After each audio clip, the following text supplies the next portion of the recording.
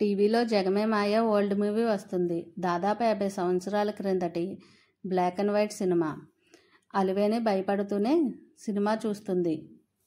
నా చిన్నప్పుడు ఈ సినిమా చూసి చాలా భయపడ్డాను అని నాన్న చెప్పిన విషయం గుర్తొచ్చి మరింత భయమేసింది. వంటింట్లో ఆటక మీద నుంచి ఒంటికొన్ని రాక్షసుడు రావడం, చనిపోయిన పని మనిషి ఇంట్లో దయ్యంగా ఉండటం, అందులోనూ అలివేని ఒంటరిగా చూస్తుండడంతో భయం రెట్టింపయ్యింది.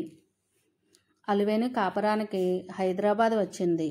అలివేని భర్త మానస్ ఓ కార్పొరేట్ కంపెనీలో మంచి పొజిషన్లో ఉన్నాడు. ఏరికోరి పల్లెటూరు అమ్మాయిని, అది బొత్తిగా అమాయకత్వానికి బ్రాండ్ అంబాసిడర్లా ఉన్న అమ్మాయిని పెళ్లి చేసుకున్నాడు. ఆమె తండ్రి అనారోగ్యంతో కాలం చేస్తే తెలిసిన బంధువుల ద్వారా కానీ కట్నం లేకుండా పెళ్లి చేసుకుంటానని ముందుకు వచ్చి పెళ్లి చేసుకున్నాడు మానస్. ఒక అనాథకు జీవితాన్ని ఇస్తున్నాడని అతని ఆదర్శ హృదయాన్ని అందరూ మెచ్చుకున్నారు. అపార్ట్మెంట్ వాతావరణం కొత్త, అందులోనూ అడుగు బయట పెట్టే అలవాటు లేదు. అపార్ట్మెంట్లో ఎవరూ అలా బయటకు తొంగి చూడరు. భర్త ఆఫీస్కు వెళ్ళగానే తలుపులు వేసుకొని పని చేసుకుంటూ లేదా టీవీ చూసుకుంటూ కాలక్షేపం చేస్తుంది. ఆఫీస్లో పని ఒత్తిడి అంటూ భర్త ఈ మధ్య ఆఫీస్ నుంచి లేటుగా రావడంతో ఆ భయం, ఒంటరితనం మరింత పెరిగాయి. తండ్రి మరణంతో పుట్టిన ఊరితో బంధం తెగిపోయింది. వాట్సాప్ వాసనలు ఇంకా తగలలేదు. ఫేస్బుక్ అంటే నోట్బుక్ అనుకుంటుంది. అలివేనికి ఈ మధ్య పీడకలలు వస్తున్నాయి. అవి పీడకలలు కాదు, నిజాలు అని కూడా తెలియని అమాయకత్వం. ఎవరో తనను వెంటాడుతున్నట్లు, ఎవరో ఈ ఇంట్లో ఉండి తనను గమనిస్తున్నట్లు అనిపిస్తుంది. ఈలోగా అలివేని అంటూ ఎవరో గట్టిగా పిలిచారు. ఆ గొంతు కొన్ని వేల మందిలో ఉన్న గుర్తుపట్టగలదు. తన మానస్ గొంతది. ఆ గొంతు తన పడగదిలోంచి వినిపిస్తున్నట్లు అనిపించింది. ఆఫీస్ పని మీద వేరే ఊరు వెళ్ళిన భర్త పడగదిలో ఎలా ఉంటాడు? పడగదిలోకి పరిగెట్టింది. పడగది అంతా గాలించింది. ఈసారి హాల్లో నుంచి మరి కాస్త గట్టిగా వినిపించింది, అలివేని ఎక్కడున్నావు అంటూ. హాల్లోకి పరిగెట్టింది. అక్కడెవరూ లేరు. టీవీలో దయ్యం రూపంలో ఉన్న పని మనిషి భయపెడుతున్న సన్నివేశం. వెంటనే భయంతో టీవీ కట్టేసింది. ఈ విషయం ఎవరికి చెప్పాలి? ఇరుగు పొరుగుతో పరిచయం లేదు. ఎవరికి పలకరించే తీరిక లేదు. వెంటనే భర్తకు ఫోన్ చేద్దామని ఫోన్ కోసం టీవీ ముందున్న టీపాయ్ దగ్గరికి వెళ్ళేలోగా టీవీ ఒక్కసారిగా ఆన్ అయ్యింది. ఛానల్స్ వాటంతటవే మారుతున్నాయి. అలివేని గొంతు తడారిపోయింది. మొహమంతా చెమట్లు. ఇంగ్లీష్ ఛానల్లో ఈవిల్ డెడ్ సినిమా వస్తుంది. దయ్యం రూపం టీవీలో కనిపిస్తుంది. వాయిస్ పెరిగింది.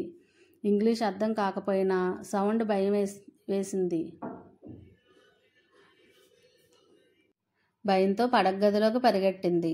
ఫోన్ పట్టుకుని అందులో ఉండే ఒకే ఒక్క నెంబర్ భర్తది. తనకు ఎలా ఫోన్ చేయాలో, ఏ బటన్ నొక్కాలో చెప్పాడు. అది స్మార్ట్ ఫోన్ కూడా కాదు, పాతకాలం నాటి ఫోను. అటువైపు నుంచి భర్త మానస్ ఫోన్ ఆన్సర్ చేశాడు. ఏం అలివేని, ఈ టైంలో ఫోన్ చేశావు అని అడిగాడు. అతని గొంతులో ఆతృత వినిపిస్తుంది. నాకు భయం వేస్తుందండి. ఇందాక ఎవరో మీ గొంతుతోనే అలివేని అని నన్ను పిలిచారండి, భయంగా చెప్పింది. అటువైపు నుంచి మానస్ నవ్వాడు. నువ్వు దయ్యాల సినిమాలు చూడడం తగ్గించు, నేను 2 రోజుల్లో వచ్చేస్తానుగా అన్నాడు అనునయంగా. నాకు చాలా భయంగా ఉందండి. ఇందాక టీవీ దానంతటా అదే ఆన్ అయ్యింది. ఏదో దయ్యం సినిమా వచ్చింది. సౌండ్ కూడా పెద్దగా కావాలంటే మీరే వినండి అంటూ హాల్లోకి వచ్చింది. ఆ సౌండ్ భర్తకు వినిపించడానికి టీవీ ఆఫ్ అయింది. అరే, ఇందాక వచ్చిందండి అంది అలివేని. అంతా నీ భ్రమ, ప్రశాంతంగా నిద్రపో చెప్పాడు మానస్.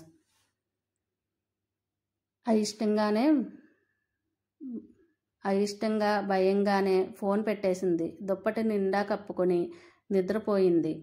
ఒక్కసారిగా మెలకువ వచ్చింది. ఫ్యాన్ ఆగిపోయింది. ఏసీ తనకు పడదు. కరెంటు పోయిందనుకుంది. కానీ బెడ్ ల్యాంప్ వెలుగుతూనే ఉంది. మరి ఫ్యాన్ తిరగకపోవడం ఏమిటి? ఉక్కపోత, భయమా? రెండూ కలగలిశాయి. చెమటలతో ఒళ్ళు తడిసిపోయింది. ఈ టైంలో భర్తకు ఫోన్ చేస్తే ఏమనుకుంటాడో. అప్పుడే బెడ్ ల్యాంప్ ఆరిపోయింది. మళ్ళీ వెలిగింది. బ్లూ కలర్ నుంచి రెడ్ కలర్, తర్వాత ఎల్లో కలర్, అలా వెంటనే రంగులు మారుతున్నాయి. ఫ్యాన్ సడన్గా ఫుల్ స్పీడ్తో తిరుగుతుంది. ఒక్క ఉదుటున లేచి బయటకు పరిగెట్టింది. పక్క ఫ్లాట్లో వాళ్ళ తలుపు బాదింది భయంగా. వాళ్ళు లేచి వచ్చారు. వాళ్ళకు విషయం చెప్పింది. వాళ్ళు విసుక్కుంటూనే లోపలికి వచ్చి చూశారు. ఫ్యాన్ తిరుగుతుంది, బెడ్ ల్యాంప్ వెలుగుతుంది. ఒక్కదానివి ఉండడం వల్ల భయం వేసి ఉంటుంది. అంతా భ్రమ అన్నారు కానీ మా ఇంటికి వచ్చి పడుకో అని అనలేకపోయారు. ఇరుగు పొరుగు సాయం చెయ్యాలనే తత్వం కనుమరుగైపోయింది. అలివేనికి ఆ రాత్రంతా కలత నిద్రతోనే సరిపోయింది. 2 రోజుల్లో వస్తానన్న మానస్ మరుసటి రోజే తెల్లవారుగానే రావడంతో ఊపిరి పీల్చుకుంది. భర్తను గట్టిగా వాటేసుకుని బావురుమంది. అలివేని ఇంట్లో ఒంటరిగా ఉండాలంటే భయపడి వణికిపోతుంది. స్నానం చేయడానికి వెళ్ళింది. అలివేనికి చన్నీళ్ళ స్నానం అలవాటే. షవర్ ఆన్ చేయగానే వేడి నీళ్లు పొగలు కక్కుతూ వచ్చాయి. ఆ వేడి భరించలేక అలాగే బయటకు పరిగెత్తుకొచ్చింది. గేజర్ తను ఆన్ చేయలేదని చెప్పింది. నువ్వే ఆన్ చేసి మర్చిపోయి ఉంటావులే అన్నాడు మానస్. గేజర్ ఆన్ చేయాలంటే భయం, ఫోబియాగా మారింది. బకెట్లో చన్నీళ్లు పోసుకుని స్నానం చేయడం అలవాటు చేసుకుంది. కొన్ని రోజుల్లోనే బరువు తగ్గింది.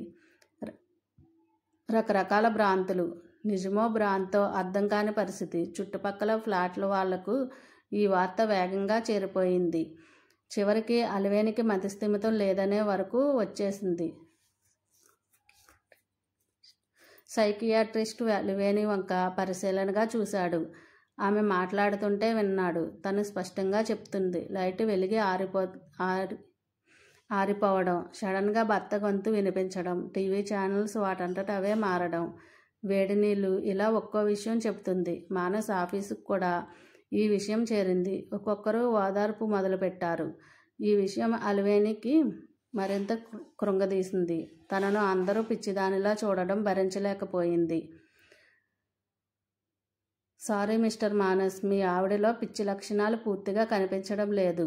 అలా అని తన మానసిక పరిస్థితి బాగుందని చెప్పలేను అంటూ తన నిస్సహాయతను వ్యక్తం చేశాడు సైకియాట్రిస్ట్.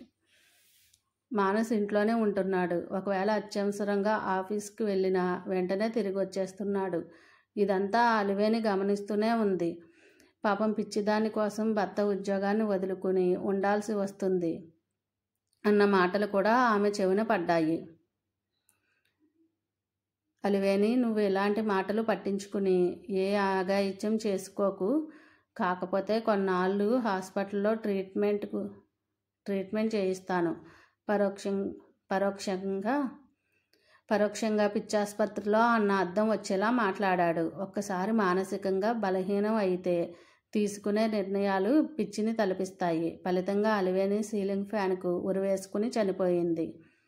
తన చావుకు తనే కారణం అని రాసిపెట్టి మరి. పోలీసులు వచ్చారు.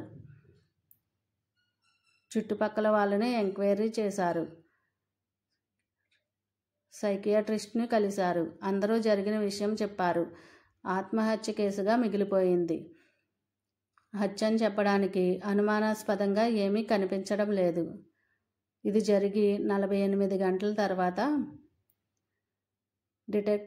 డిటెక్టివ్ నిశ్చల ఎదురుగా ఒక అమ్మాయి కూర్చుని ఉంది. ఒక హత్య కేసు మిస్టరీని ఛేదించి అది హత్య ఆత్మహత్య అన్నది తేల్చాలి. ఇదిగోండి కేసు సంబంధించిన వివరాలు, ఫోటో, మీ ఫీజు అడ్వాన్స్.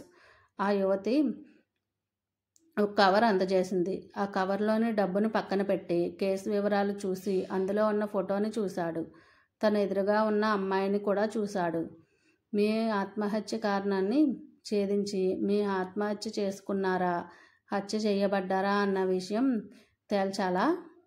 నవ్వుతూ అడిగాడు. ఆ కేసును టేకప్ చేస్తూ అపార్ట్మెంట్కు వచ్చాడు నిశ్చల్. మానస్ ఉండే 3వ అంతస్తుకు వచ్చి చుట్టుపక్కల వాళ్ళని ఎంక్వైరీ చేశాడు. వాచ్మెన్ని కలిశాడు. మానస్ను మాత్రం కలవలేదు. సైకియాట్రిస్ట్ని కూడా కలిశాడు. మానస్ భార్య చనిపోయి శవాన్ని మార్చరీలో నుంచి తీసుకువెళ్ళి దహనం చేశాక తిరిగి ఫ్లాట్కి రాలేదని తెలిసింది. ఆ రాత్రి మానస్ ఫ్లాట్కి వచ్చాడు నిశ్చల్. ఆ ఫ్లాట్ తాళం తీయడం నిశ్చల్ లాంటి డిటెక్టివ్కి పెద్ద కష్టమైన విషయం కాదు. వాచ్మెన్ సహాయం తీసుకున్నాడు. అతనికి ప్రతి సహాయం డబ్బు రూపంలో చేసి సరిగ్గా 30 నిమిషాల తర్వాత డిటెక్టివ్ నిశ్చల్ బయటికి వచ్చాడు. ఫుడ్ డెలివరీ బాయ్ ఏమీ తెలియదన్నట్లు వెళ్ళిపోయాడు. మానస్ ఫ్లాట్ తాళం తీసి లోపలికి వచ్చి డోర్ క్లోజ్ చేసి హాల్లో ఉన్న అలివేని ఫోటో వైపు చూశాడు. ఆమె ఫోటోకు దండ వేలాడుతుంది. పడగదిలోకి వెళ్ళి మంచం పక్కనే తను అలివేని దిగిన ఫోటో, ఆ ఫోటోని బోర్లా పడుకోబెట్టాడు. వెల్లకిలా పడుకుని సీలింగ్ ఫ్యాన్ వైపు చూశాడు. చాలా రెస్ట్గా ఉన్నాడు. దానికి కారణం భార్య ఆత్మహత్య కాదు, భార్య చనిపోవడం కాదు. చనిపోయిన భార్య తనకు ఫోన్ చేయడం. 2 గంటల క్రితం తను బార్ నుంచి తిరిగి వస్తుండగా వచ్చిన ఫోన్ కాల్. మానస్ బార్ నుంచి బయలుదేరి 5 నిమిషాలు అయ్యింది. మెయిన్ రోడ్డు మీద పోలీసులు డ్రంక్ అండ్ డ్రైవ్ టెస్ట్ చేస్తారని అడ్డదారిలో మట్టి రోడ్డు నుంచి వెళ్తున్నాడు. అప్పుడే అతని మొబైల్ రింగ్ అయ్యింది. ఎక్కడున్నారండి? నాకు ఇంట్లో ఒక్కతనే ఉండాలంటే భయం వేస్తుంది అన్న మాట విని షాక్. సడన్ బ్రేక్ వేశాడు. తాగిన మత్తు వదిలింది. భయం తాలూకు మత్తు మొదలైంది. ఆ గొంతు తన భార్య అలివేనిదే. అడ్డదారి కాబట్టి బతికిపోయాడు. లేకపోతే సడన్ బ్రేక్ వేసినందుకు యాక్సిడెంటే. ఎవరు నువ్వు? గొంతు పెగిల్చుకుని మరీ అడిగాడు.